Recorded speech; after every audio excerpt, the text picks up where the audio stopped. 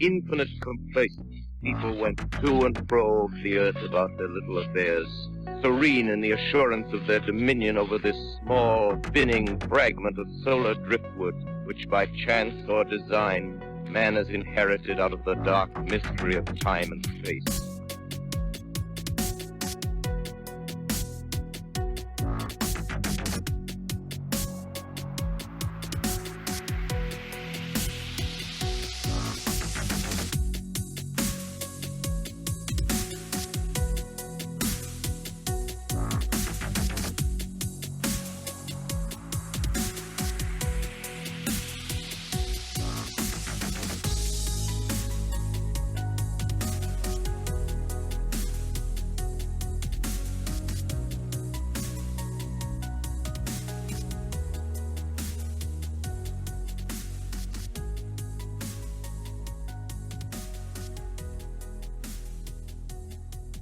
So on this edition of Into the Fray, I welcome Zach Starrick of Southern Illinois Monster Hunters.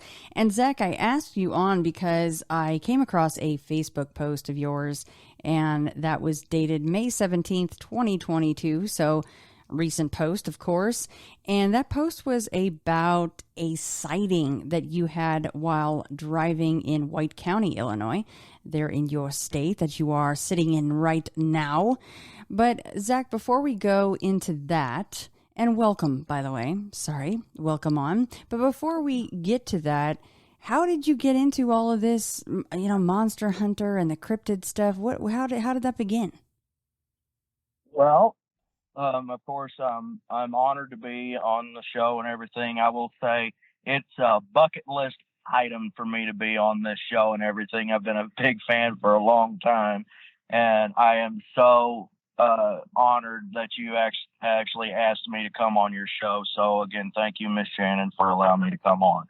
So where it all started and everything, growing up, I grew up watching the old Universal horror movies like the old Bela Lugosi's Dracula, Boris Karloff, and Glenn Strange as Frankenstein, Lon Chaney Jr. as the Wolfman, Boris Karloff as the Mummy. I grew up watching old movies like that. Come to find out that some of those were actually based off of actual things that actually happened in history. And it started as a sort of a fascination, if you will. And so really up until I was made a firm believer in the fact that cryptid creatures actually exist, I did not put any stock in it at all. And, I just thought it was just made up stories and everything until I actually had my first encounter with what I believe and know to this day was a Bigfoot whenever I heard its screams for the first time back in August of 2004, whenever I was 9. After I had that encounter, cut to 10 years later, I found the Ohio Moaning Call by Matt Moneymaker that was recorded in Ohio back in 1994.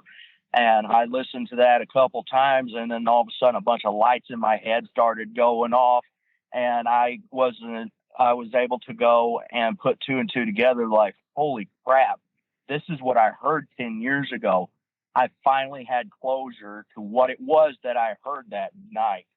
And it started as a mission to find closure to a mission to prove that quote-unquote modern-day monsters exist in North America today, and not only that, around the world. And Zach, that call that you heard 10 years ago was in Illinois? Well, the recording that the time I actually heard it, I'm 27 years old right now. So this was 17 years ago when this happened. But it took me till the time I was 19 to actually put two and two together of what it was that I actually encountered that night. And what state, though, did that happen in? In Illinois. Okay. Randolph County, Illinois, right outside of Redbud. And is that an area that typically sees a lot of Bigfoot encounters reported? Not to my knowledge. I mean, where it happened and everything, it wasn't like it was very sparsely populated. Literally, my whole family on that side of the family lives up and down that road. and there's literally like 50 yards between the houses all up and down this road, and it's wide open agricultural ground. So it's not like it's basically what we call a redneck suburb and everything. It's not sparsely populated, but you don't have neighbors right up against you, but they are fairly dense of a population just on that road alone. Right. And probably plenty of cover there for a Bigfoot, I would imagine. Well, I mean, there's no trees there. It's all farm ground. A lot of the big time farmers run those areas, and they'll plant soybeans and corn and winter wheat and barley, and they'll run them all throughout the planting season and everything, and up until the harvest in the fall. And I lied. Before we get to your recent sighting, the one that I reached out to you about, would you mind going over, and we don't need every single little tiny detail, but for those that aren't familiar with the story, can you possibly cover what went down with a creature in 1973 in Enfield, Illinois, dubbed the Enfield Monster? Yes, for sure. And it's also known as the Enfield Horror, not to be mistaken with the Enfield Horror in the UK that Ed and Lorraine Warren investigated. This one was not poltergeist. This was actually something that was seen that actually had attacked a little boy that was 10 years old. And this thing was actually described as being about 4 or 5 feet tall with dark gray skin with 3 legs on it, sort of a tripod style, with 2 small forelimbs coming out of its upper torso, and it had a reptilian looking head with a pink eye glow to it, eye reflection. This thing was said to have reports said it had 6 toes that they would go and find with the foot tracks that they were finding of this thing. First encounter with this creature happened right around this same time, 49 years ago, in a little town called Enfield in White County. It's right along where Route 14 and Route 45 runs right through Enfield. Henry McDaniel and his wife Lillian were in the nearby town of Fairfield, Illinois, getting groceries. Fairfield's about 20 minutes up the road, up 45 going north. Their sons, Henry Jr. and their daughter Lillian, were at home watching TV, and they hear something like scratching at the door, and they thought it was a dog. The more they ignored it, more the scratching got worse, and they started hearing some kind of a growl. Well, young Henry Jr. walks up to the door, and he opens it to run what he thought was a dog off, and he opened the door, and there the Enfield Monster was standing right there on the front porch looking at him right in the eyes at eye level. And they slammed the door, and him and his sister went all through that house, going and locking all the doors and shutting all the drapes and locking the windows to go and keep this thing from getting in. But there was a window AC unit right in the living room, and they could see where this thing was trying to go and move this thing out of the window to try and get into the house. And eventually there were some car lights that came through, and that was their mother and father coming home. They came in the back door with the groceries, and they ran to their dad, and they told him, "Get inside, lock the door. There's a monster out here." And their dad, who was a military vet, very sound-minded gentleman, brushed it off, and he was joking with them, didn't believe them. And then he started hearing something hitting the front door, and he says, "That's probably your monster now." He goes and opens the door, and he locks eyes with this thing on the front porch. This man, being an Army veteran, was caught very much off guard, and he took off to get his .22 pistol with a flashlight and he could barely even pick the thing up. He was stumbling to get it. And he threw open the door as the thing was out in the yard, and he emptied the clip on that 22 at that thing, and he said he hit it 2 or 3 times. And this thing took off in not a run or sprint. It leaped, and it cleared 75 feet in about 3 leaps. And then they called the sheriff to come out there and look around, and they actually found the 6-toed footprints out in the yard.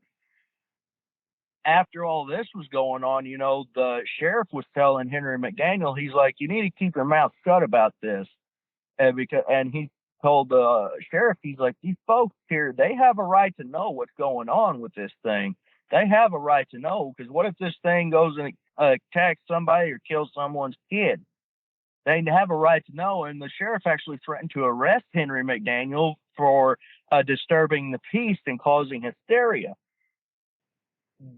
Then it lasted for about 10 or 11 days.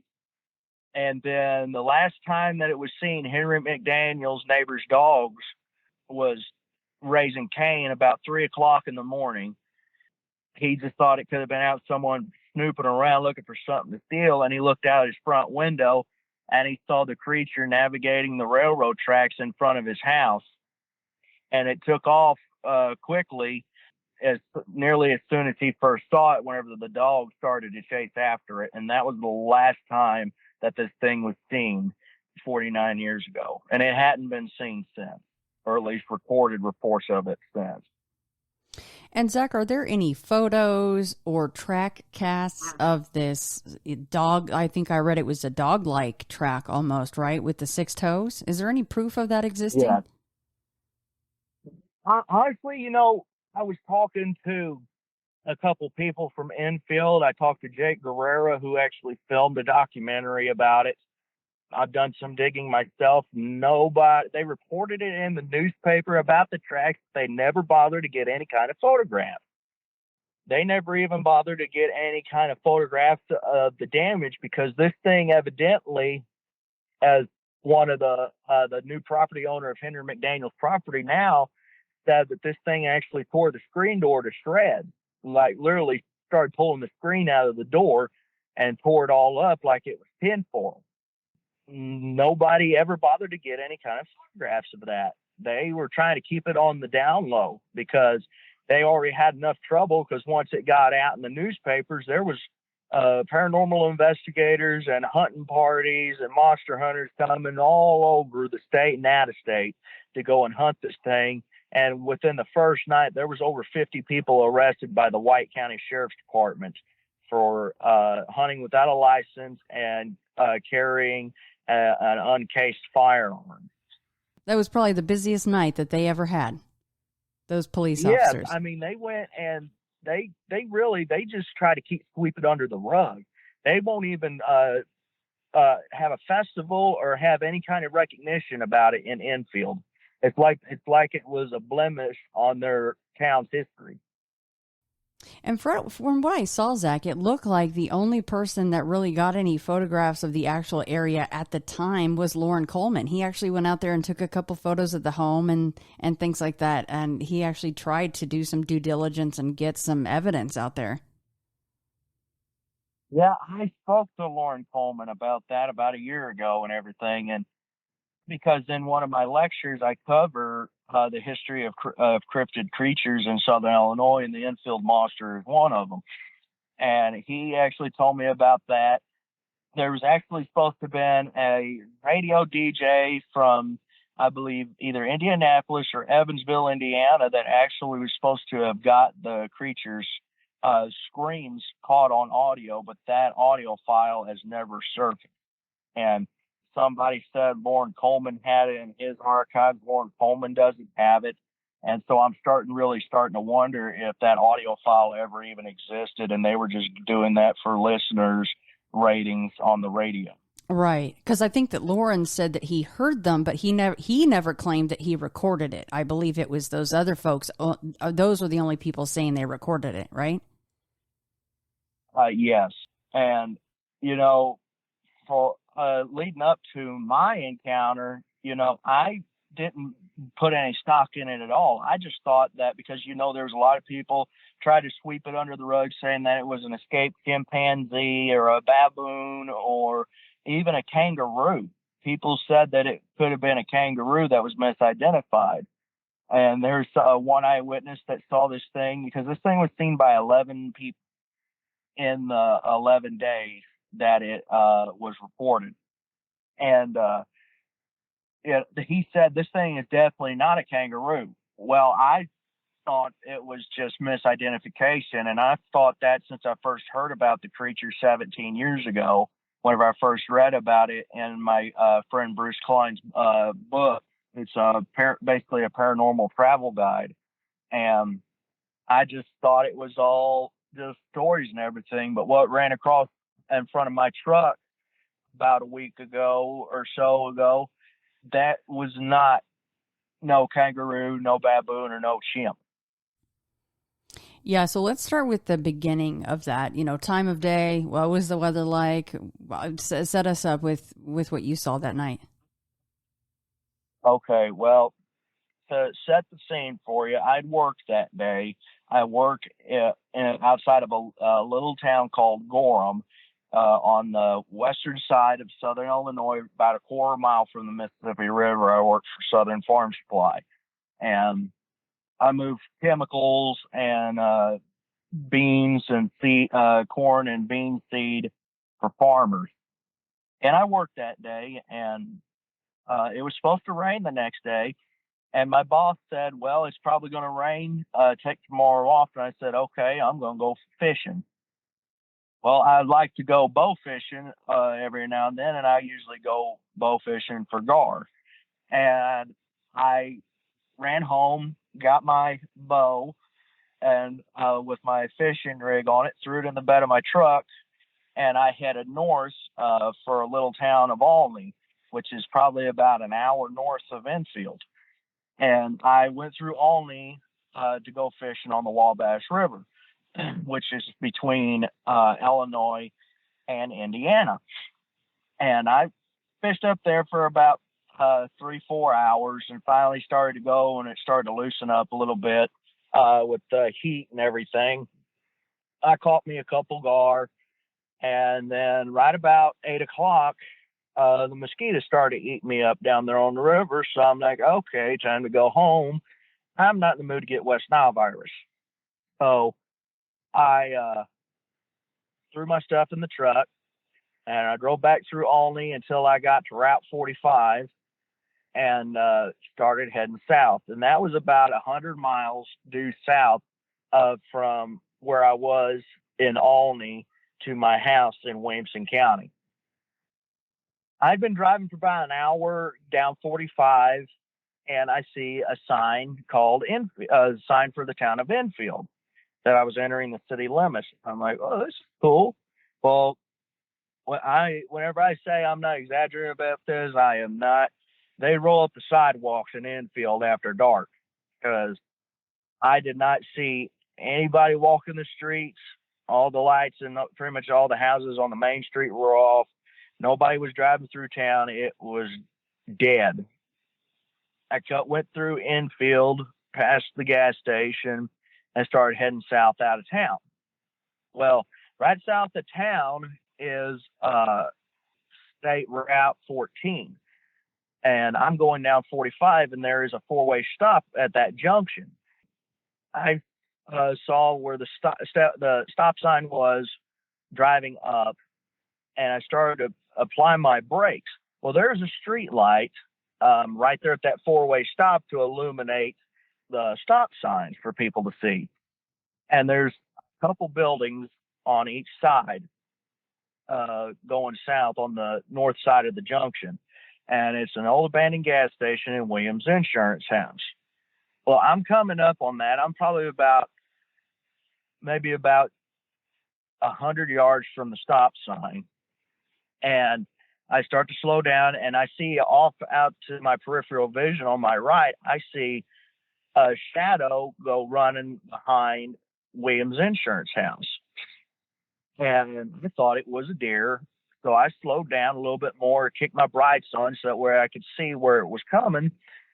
And up out of the ditch came this creature, and it ran across the blacktop on 2 legs, and it cleared the 2-lane blacktop in about 5 to 6 steps. And then it went down in the ditch on the opposite side and came back up and ran across out into this field behind the old gas station, and it was gone.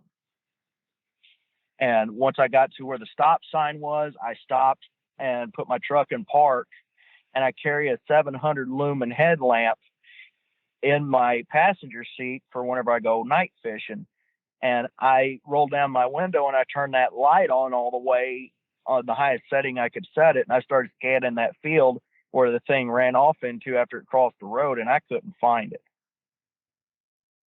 So obviously this thing is very fast, and it sounds like it took some pretty big steps, right, to cross the road. It said you blacktop, yeah. On the blacktop, yeah. So it ran on 2 legs. Did you notice that it had a third anywhere? Yes, this thing, it had that third leg in the tripod setup right around where I could describe it for a human, where you know where your tailbone is. That's about the same place that the third leg was. And it had its leg drawn up like how you do whenever you think you've stepped in something and you pull that one foot up to see what's on the bottom of your foot. Well, it had that back foot drawn up like that, up into how we do, and it was leaning forward, running on those 2 legs, like it had the forward momentum, and it had its 2 arms, the forelimbs, drawn up like how one of the raptors would whenever they're running in Jurassic Park. So, yeah, and I encourage everybody to just Google the Enfield Monster. There are some really, really honestly grotesque looking renditions of this thing. So that is pretty much what you saw, right? Was it hunched over in the same manner? It was running like how a raptor would run. It had the third leg drawn up, and it was kind of punched over, leaning forward wherever it was running. How we run, where we got forward momentum to help give us that forward momentum when we're running in a dead sprint. And the thing had a head on it, and it looked kind of like an alligator, but it had what we call around here a pug nose, which means a short snout. So it had kind of a gator's head with a short snout on it, but not as long as you would typically think of a gator, probably half the size. You could see the points of its teeth poking out from its jowls, the skin that hangs over the gum. And not to sound like a broken record, but just like in the original reports, it had this reptilian-looking head. Yes. And how tall would you guess it was? I drive a 3 Ford Ranger, and it doesn't have a lift kit on it. It's all stock and everything. And I'm 5'9", and the top of the hood where it meets my dash comes up to right below my ribs. So I would say this thing was anywhere from 3.5 to 4 feet tall. And what color was it? Dark gray, like elephant skin, like wet elephant skin. How close do you think it was to your truck? It was within 15, 20 feet of me. I put it out there and everything because I'm like, people deserve to know that this thing is still around. And that's how you got a hold of me, through the actual report that I put out and everything. And, I got met with so much scrutiny. Someone actually said it was a squirrel that I saw. A squirrel? And I told him, I said, well, next time I'll total my truck out on said squirrel and throw it in the bed and bring it to your house. Yeah, because that needs to go in the Guinness Book of World Records. That would be equally as terrifying if there was a squirrel that big. Yeah. Size-wise, as far as the girth of this thing, what would you compare it to? As far as the width of the shoulders or something like that. I know you pretty much saw it in profile, but what really was the size besides the height of it? I would say the height was about 3.5 to 4 feet tall. I would gauge it probably in the 200 to 220 pound range. Mm.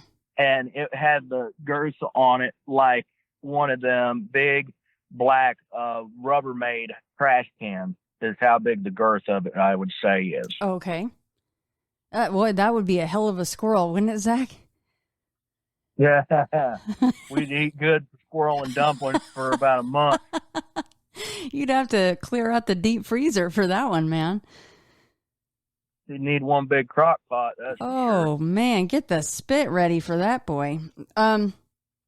So after seeing this, I mean, you even admitted you were pretty darn skeptical of the original story. After seeing this thing, Yes, I mean, was. what do you think this thing is? That I don't know. I mean, I called my mother right away because I was sitting there freaking out and everything. And because, you know, it's like you see something for the first time and it catches you off guard. You're very surprised and your nerves really take off and you get the shake. I called my mother that lives out here on the same farm as I do. And I called her and I told her about it. And I called her and I said, Mom, and she goes, Zach, what's wrong? Something's wrong. I can tell. What's wrong? And I said, you ain't going to believe this, Mom. She goes, tell me what happened. And I said, I think I just saw the Enfield Monster. And I told her, I said, the thing looked kind of like a dinosaur. Yeah, and I mean, who knows really what it is? I mean, I didn't expect you to actually know. I just like to hear what kind of postulations you have on it. But considering the size of the thing back then, if this is the same one or some kind of an offspring, if they are reproducing, you know, it does make you wonder how many of them are out there if this is not the same one, and how long do they live? That I can tell you. You know, there's so many theories on what this thing could actually be. Some people say that it's an alien.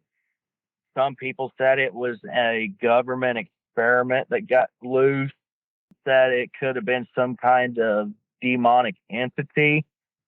I'll say it like this. I'm an empath, and I pick up on emotions that are nearby to me very easily, and I physically react to them. You know, whenever you hear stories of dealing with demonic entities, you get this sense of hatred, depression, anger, wanting to kill, emotions that just leap all over your body and everything. I was close enough to this thing.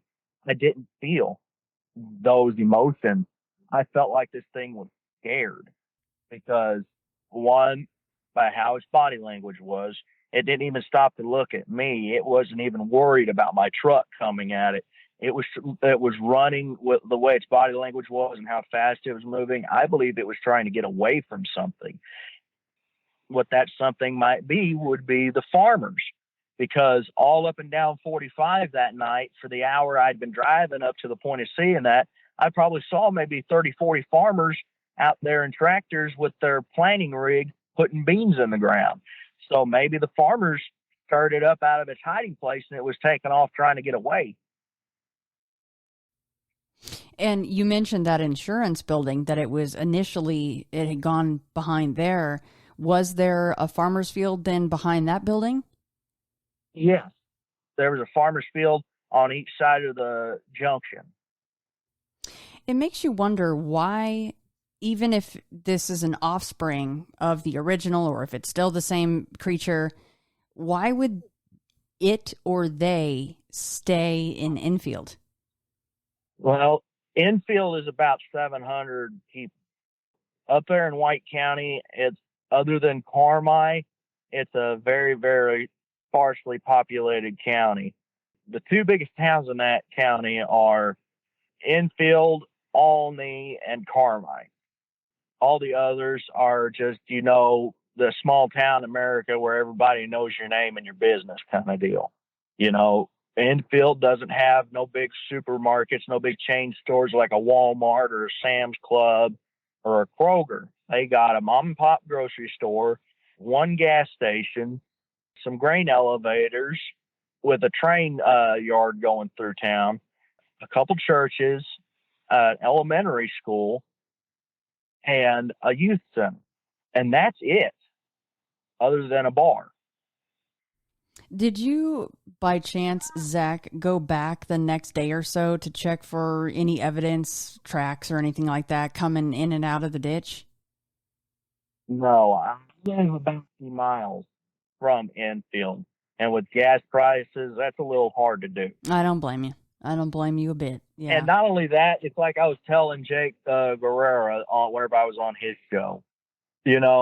Up there, you got a bunch of folks up there, last thing I would go, they'd rather either whoop you or shoot you before they call, or hold you at gunpoint before they call the cops for trespassing. Right.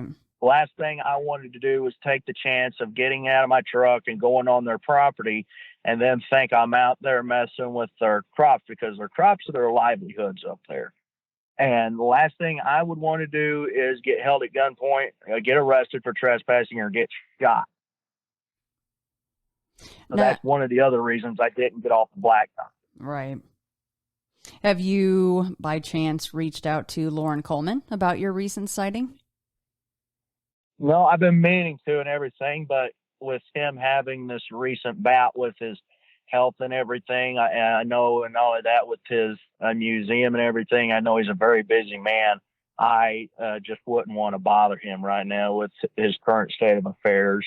Yeah, I remember him posting that he was kind of taking a little breather from things. So, yeah, I can understand that. Okay, so you've seen this thing. Now you realize, okay, this is actually real. Definitely not a kangaroo or a squirrel. Would you like to see it again? Yeah, this time with a dash cam, because I've just recently invested in a dash cam for my truck. Right. I mean, there was a lot of people that really, whenever I put it out there, I try not to monitor it and everything, but I kind of I leave it up there because of how some folks, they'll go and because this has really gone and gotten me a lot of. I didn't originally do it. I didn't do it for publicity. I did it to spread awareness to folks that there's something out there that needs to be acknowledged, that it's still there, and it's not just local folklore, the town drunk telling a tall tale, that this thing actually exists. But I got a lot of flack from it, from locals and everything, and they're wanting to go and say, well, I want to know how many you put away while you was out fishing, or telling me to lay off the crack pipe and the marijuana pipe. Well, I'll tell you right here and right now, I am a Christian. I am a preacher. I am a God-fearing Christian and a witness for him, and I would not put that poison in my body. I refuse to. And, I was sober as a judge that night. I could go and do a breathalyzer, blow straight zeros, and I could give a urine test and pass it. Well, and that's really a bummer, considering what you just said about how even just the locals around there treated you. It just seems like it's such a letdown, because if there could be a way to break through the taboo and the barrier of this thing with some of those people that live especially right on some of these roads right there, I guarantee they've seen this thing. And I bet half the people making fun of you have maybe even seen it or know someone that has seen it. Well, yeah, I just let it. It's like the old saying, water off the duck, but you got to let it roll off your back and everything. You'll always have your naysayers, and the best thing to do is not to go and lash out at them. And it's just like how it says, because like I said, I'm a preacher, and I bring my Bible on the podcast or radio shows, wherever I do. And I got my Bible sitting right here, and it says right here, I'll read this passage, Romans chapter 12, 17 through 21. It says, repay no one evil for evil, have regard for good things in the sight of all men. If it is possible, as much as depends on you, live peaceably with all men. Beloved, do not avenge yourselves, but rather give place to wrath, for it is written, vengeance is mine, I will repay, say the Lord. Therefore, if your enemy is hungry, feed him. If he is thirsty, give him a drink. For in doing so, you will heap coals of fire on his head. And here's the clincher. Do not be overcome by evil, but overcome evil with good. So in redneck terms, that says be good to them, even if they laugh at you. Well, I like you, Zach, and I like the way that you think about that because that's probably the way to address most of these kinds of situations, right? I agree. There's too much evil in the world, not enough good. That is for sure. That is absolutely for sure, especially what we've seen as of late, right? Well, let's get off of the topic of the Enfield Monster. And please, if anybody, of course, has any information about this, or if you know somebody that's seen it or has any information, reach out, and I would love to pass that information along to Zach. I know that he would like to hear that as well. But let's get off the Enfield Monster for now, and let's talk about your 6-member investigative group. Of course, I mentioned it in the onset of the show, but it's Southern Illinois Monster Hunters. Let's talk about that a little bit and some of the investigations maybe that you guys have been on. I'll tell you all about them. Started the Southern Illinois Monster Hunters in June of 2015. We're coming up on our 7-year anniversary, actually, here on the 25th of June. Started off originally, we had 6 original members, and now currently only 2 of the original members remain with me and our head researcher and my second in command, Doc Galloway. His name's Gunner, but we all call him Doc because he's an actual doctor now. He's got a doctorate and a PhD in physical therapy, so we just call him Doc. Then we'll go down the line a little bit in the ranks. We have our occult researcher, Stacy Coughlin. He's actually not even from Southern Illinois. He did a lot of work for us behind the scenes on investigations, and he lives in Thibodaux, Louisiana, about an hour south of New Orleans. And he does a lot of work for us while we're in the field. And he does a technique called map dowsing, which he'll go and he'll use a pendulum and dowsing rods to help map out where certain sign would be on a map. We'll send him a Google Map screenshot and he'll print it out on his computer printer. And it'll be a 2-dimension map with black and white with no color. And he'll go and has a pendulum and he deals in energy work. And he will go and ask the pendulum yes or no answers. And he'll say, okay, where's such and such at? And where the thing starts swinging, he will go over that map like that until that pendulum stops swinging over the certain point on the map. And he'll draw and mark it on the map and mark what it was he was looking for. And we've actually used him in the field here this past April whenever we were in no man's land hunting for the Shawnee Sasquatch. And he was very accurate. He's like a bloodhound on the trail whenever he's using his pendulum and his dowsing rods. And so that's what he does. And he's not only that, he's a Reiki healer. He's also a devout Catholic. He's an Army veteran. He was in Iraq and Afghanistan.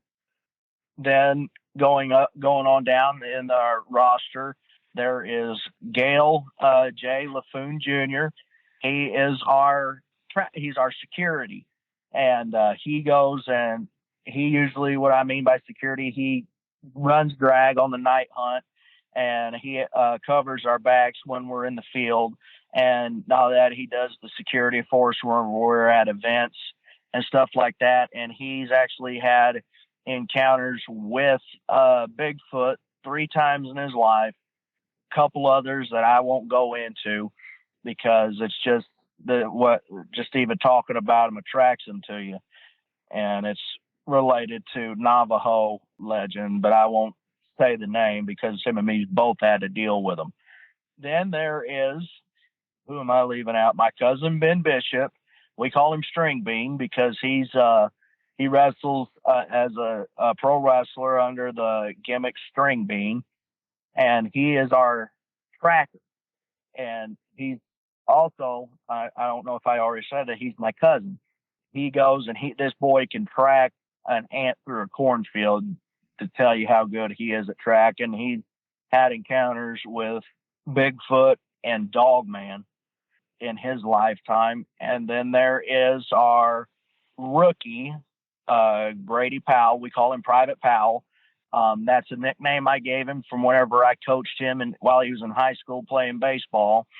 And the way he came about on the team, he showed a genuine interest in this kind of research and the world of cryptozoology. And so I kind of took him under my wing, and I started giving him materials to read, taught him everything I know. And so he is our caller and our rookie for the team. And then there's myself. I'm a researcher of 17 years. I started the Southern Illinois Monster Hunters, and that's what makes up the Southern Illinois Monster Hunters as a whole team. And what kind of experiences have you guys had as a whole if you're out there investigating? Well, we actually, as a team, this past year, me and Ben were actually investigating a report in Franklin County, Illinois, where they were getting reports of a Bigfoot that was hanging around their property. And we were actually out there investigating. And Stacy was at his home in Thibodeau doing his map dowsing in real time with us while we were in the field. And we actually found a bedding area that was built up under an A-frame type shelter structure. And we also found an archway, a teepee, and then we actually had movement around us, and it got to the point where it freaked our camera girl out, and she quit and ran back to the house. So then we went over on the opposite property, and Stacy called us, and he says, "Hey, there's one inside the pine trees about 100 yards watching you guys." And Ben had a rifle, and I had a shotgun, and I said, "You got the range with the rifle. You stay up here on this hillside and with your night vision, and you cover me if I come out running and I got one on there." And so I'll go in there and try and flush it out and see if I can catch this thing. So I go in, and I literally only went about 50 yards inside the tree line. And I walked 100 yards from the south end to the north end. And I came out, and I was just sick as a dog. You could ask Ben. I was white as a sheet. And we were interviewing the homeowner, and it's on our YouTube channel, interviewing the homeowner. And you could look at me and just tell I was feeling ungodly sick. And I went home, and I drove 45 minutes back from the property that we investigated to my house. I must have stopped 5 or 6 times to either throw up or dry heave. You think you got hit with infrasound? Exactly. Because you were fine until you went into the wood line? Yes. And it hit me, I'm not kidding you, it hit me like a ton of bricks. I got home to where me and my fiance live, and I walked in the door, and literally I collapsed right inside the door, and her grandmother had to bring me back around. I was so sick, and I was in a really, really messed up state for about 3 weeks from getting hit with infrasound. 3 weeks? What kind of symptoms did you have over those 3 weeks? I had nausea. I was having literally. I had the squirt. Just kept throwing up. I had a massive headache, sinus headaches, and tension headache. Very, very fatigued. It was just rough going and everything. And I talk to people about how they go and they use infrasound, and it's actually weaponized now by the military. And if you have prolonged exposure to it, it can kill you. And Zach, I'm sorry, when was this investigation? The one that you're speaking of right now? May of last year. Okay. And then here, actually about February, March of this year, me and my team actually got handed a case where this was actually something that actually happened with my grandparents. They all live out on the same farm that I do, about a quarter mile away. And one morning, their dog, their Australian Shepherd lady, she was raising up all kind of a fuss. And my grandmother, she looked out her bedroom window, and literally 20 yards from the front porch, she said there was this big black cat out there, but it was not the same size as a mountain lion. It was bigger. She said it was about as big as a tiger. And she ran and got my grandfather, and my grandfather came out with the rifle and popped a couple shots at it, and it took off. She called me that afternoon to let me know about it. She said, this thing, I pulled up all kinds of pictures for her to look at, and she was going, no, that's not it. No, that's not it. And then I actually pulled up the rendering of the Wampus beast from Mountain Monsters, and she said, that's what I saw. And I pulled up the picture of the Wampus beast compared to the size of a mountain lion, and she said, that's exactly what I saw. So we mounted the investigation with this thing of actually going and trying to either run it off the place, because here about 8 to 10 years ago, we had this thing out here again, and we eventually either it got moved on or we ran it out of the county. A bunch of us farmers got together and ran it out and we thought we'd ran it off, and we didn't see it up until this year. This thing was going around, and it was killing a lot of our livestock, not just me, but like a handful of other farmers out here within about a 3-mile radius of where my farm is. And we were finding livestock with their throats and their guts ripped out all the same way. There was a farmer that actually had 20 of his 28 goats killed in one night, the same way. And you'd be out walking in the woods, and you would find squirrels and rabbits with their heads bit clean off. You know, it's just like none of the meat would be touched. It's just like this thing was killing for sport. And whenever it really started hitting us about 8-10 years ago is where we lost one of our prized breeder cows, and we found her 20 foot up in a tree, and she probably topped out at about 1,500 to 1,800 pounds. Oh my gosh. Yes. And then that's when we really started to take notice, because we're cattle farmers. And so you start messing with our cattle, you're messing with our paycheck. Now, did you or your friends ever see this creature? No, but I heard it. It sounded like a Siberian tiger roar. Oh. You know, it didn't sound like a snarl that a mountain lion would. It sounds like how a tiger would roar. And I didn't go really putting any stock in it. I thought it was just misidentified, because even with eyewitnesses, you have to be objective and question what they see, because one person can tell you a tall tale, but then whenever about 5 or 6 people that don't even know each other start saying the same thing, you really start to pay attention. Mm-hmm. Well, then about 5 days later, my mother's coming home from work, and she said this thing was, she thought it was my grandparents' dog, Lady, and out in the middle of the road at about 9 o'clock at night. And she said, Lady, what are you doing up here? And then the thing sat up on its haunches and was looking right at her, and she realized it wasn't that Australian Shepherd. She said the thing had too long of a neck to be our Australian Shepherd, and she's got a shaggy coat, and she probably stands about maybe 2.5 feet tall at the shoulder and probably weighs maybe 50 pounds. And that's when my mother saw it, and then I heard it, and I called the guys in, and I'm like, all right, guys, we need to start taking notice of this. I mean, a 1,500-pound cow 20 feet up in a tree is pretty incredible.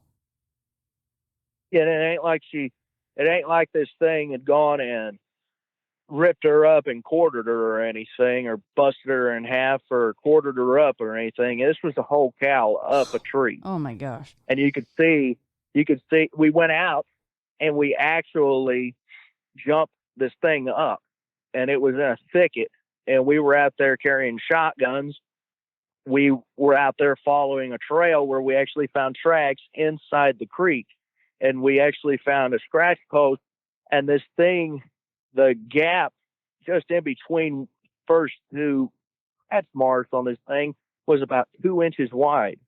We had a tape measure, and we measured between each of the 4 claws. It was 2 inches in between each claw. What is that thing, though? What do you think that is? We started going and really researching, big cats and everything. And whenever I research known animals, prehistoric animals, I usually try to stay within the continent that I'm actually on. I try not to go exotic if I don't have to. I believe it could be, this thing is believed to be extinct, but I think it could be a North American cave lion. Cave lions got to be up about a little bit bigger than what a tiger is, and just a bit smaller than what a liger or a tigon is. And would they be black in color? Not. They said, from what they could tell from DNA, that they were actually kind of tan colored, but melanism actually shows up in known animals today. Garfish, black panthers, even lions and tigers, raccoons. It's just the same thing as albinism. Albinism, they're white as the snow, but with melanism, they're black as night. Could be something that's affected by melanism mutation. And your grandfather saw it as well. What did he say about this thing? He tries to go. His eyes aren't that good anymore, but whenever he has his glasses or his scope on, he'll go and he can see this thing. And at first he thought that it was my neighbor's dog that was down there just riling up lady, because that dog likes to come down and rile up their dog. But then he looked down the scope at this thing as it was running off, and he said it was no dog. It didn't have the head like a canine. It had a feline head with rounded ears and about a 3-foot tail on it. Now, that would be something really cool to see. I have to say, not cool that it is killing that many animals in that fashion. I mean, the one guy lost 20 goats in one night. That's brutal. Yeah, like literally. He said, because he showed my grandpa pictures of it, and I was little at the time and a little younger, and I remember seeing the pictures that he showed my grandpa on his phone. There was not maybe anywhere from 10 to 20 feet between each kill, and it was just like they were going in a straight line, scattered all over the pasture. Jeez. It wasn't just out in the pasture, it was going up in the barn too, where he was finding their bodies. Oh, so it doesn't even care to get close to human-made structures even. No, and that's what reason why me and my team were out to either catch this thing and relocate it, or run it off, or put the lead to it, because it's coming up that close to dwellings. That tells me it has no fear of man, and that's when it becomes pretty dangerous, because you never know whenever people are going to be on the menu the next time. Right. Did it seem that this thing would normally just jump over cow fences or any kind of fencing meant to keep livestock in, or was it busting through fences? It was jumping the panel, because with sheep and goats, you can't have regular barbed wire because of the wool coat on them. They'll get snagged up in that thing, and then they'll die from stress. So you got to put hog panel up, keep them in. And this thing was going up over the hog panel. And one farmer that lost his whole coop of chickens, he had probably about 30, 40 chickens, and he lost the whole coop in one night. The next night, he was out making his rounds because he had alpacas and not alpacas, llamas, and a couple burros out in the pasture that he turned out there with his cattle, because those animals are known to charge any kind of predator, and they're kind of like an early warning system. And he was out making his rounds, making sure everything was loaded up and locked up that night, and he saw the thing walking down along the fence line, and it jumped up over an 8-strand barbed wire fence. With the chickens that were killed, it seems like its MO is, like you said, just to kill for sport. Were all of the chickens still actually where they were supposed to be, but they were just dead, or did it take some of them with it? No, he had a head count on them. Oh. And what happened, he went out there to go and collect his eggs, like he does every morning. And he noticed the coop door was open, and it was really just a pull-to door and everything that had a spring on it. And then it had a kind of like a doggy door at the bottom that he'd open up so that way those chickens could go in and out. Well, he locks all them up at night because of, owls and hawks. They'll come down, they'll grab a chicken. And he shut that doggy door because of foxes and raccoons, coyotes, and even weasels. We got them out here. They'll kill chickens. So he'd shut that doggy door of a night and had that spring door where nothing could get in there. It was one that didn't go open up to the inside of the coop. It swung outward, so that way nothing could go and bump into it and slip in past there. The only way was to go and grab a hold of the handle on the outside, open the door up. This is all very, very recent activity. What's the very last thing that has happened with maybe in relation to this creature? I mean, there's a farmer that lives not far from me, has a big cattle outfit, and he owns like 5,000 acres, and he's got cowboys out there around the clock. They had a bunch of calves that they was getting ready to take off to the sale barn, and they had them up there in the corral close to the barn and the camper where they stay in. And the calves started raising up a fuss, and they ran outside with their spotlights, and they found this thing, and this thing was in amongst the calves inside the corral. And so they got their sidearms, while two of them got their sidearms out, while the others ran inside to get their rifles, and they just started popping shots at this thing, trying to run it off. It finally jumped back over the top of rung of the corral fence, because it was all wooden fence that was probably about 10 feet high. And they said this thing got up to that top rung and jumped and pounced off the top rung and took off running down the road. And that was about a month ago now. Yeah, a month ago. And in talking to those people, what were they trying to label this as? What did they think it was? The only thing they said was one big panther. I told them, and I said, is there anything out here that you could go and take my tape measure and measure about the scale of this thing? And they said, well, his shoulder was about up to that third rung on the bottom. And I measured that third rung, and it was 4 feet, 4 inches up off the ground. And I said, well, how long was he? And they stretched that thing from post to post on that corral, and it was about 8 feet long. Oh, my gosh. If we don't get a hold of it, someone will kill it. I know that for sure, because it's really causing a lot of crap for these farmers out here. Yeah. Well, like you said, I mean, it doesn't have any problem going close to places that humans frequent. I mean, you guys are out there constantly taking care of these animals, and if you're at the wrong place at the wrong time, what could it do if you weren't armed? Whatever it wants. Yeah, at that size, yeah.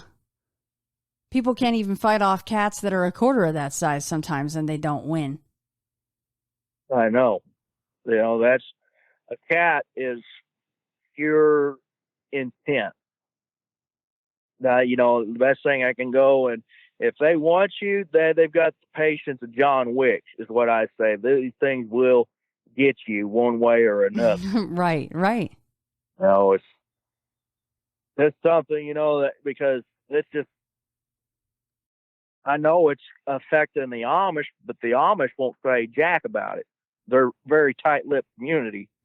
I'm friends with the Amish, but they don't even want to even talk about it. I talked to one Amish man and this Amish boy about it because the Amish community knows about me because we've had done business with them in the past.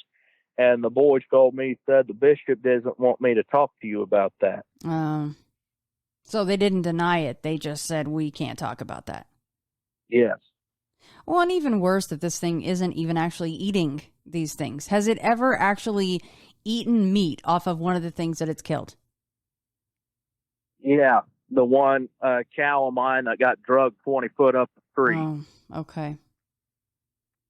The only time you would ever really find any kind of kills, believe that this thing made, was the only time you'd find them is when they'd be up in a tree. Boy, that's a terrible story, but a true one, to keep the kids inside. Like can't let the kids go running in the cornfields and have fun during the summer. You got to watch out for whatever in the world this thing is. Well, I mean, it's not only that out here you got to look out for. We've got, actually just the other day, talking to my cousin here while we were eating lunch, and there was a kid that got bit by a copperhead yesterday. Yeah. You got to watch out for copperheads, timber rattlers, eastern diamondbacks, water moccasins out here. That's the 4 venomous snakes that's here in southern Illinois. On top of, we got bobcats. We've actually got black bear now. For the last 2 years, there's been sightings of black bear here in southern Illinois.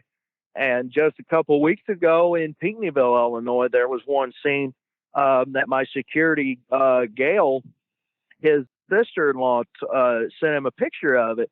And she said, well, what do I do with this thing? He goes, well, first thing is get them darn Yorkies inside. She's like, will it kill them? And he said, yeah, they'll go and kill them and then use their hide for toilet paper. Pretty much, yeah. So are you guys trying to come up with a plan to, what's the plan? You need it to be killed because it's killing all of you guys' livestock, right? Is that what's going on here? Well, if anything, we are not pro-kill, but we are pro-protection. The only time we'll have no choice to go but put this thing down is if it turns on us. And then all bets are off and it'll be baptism by firepower.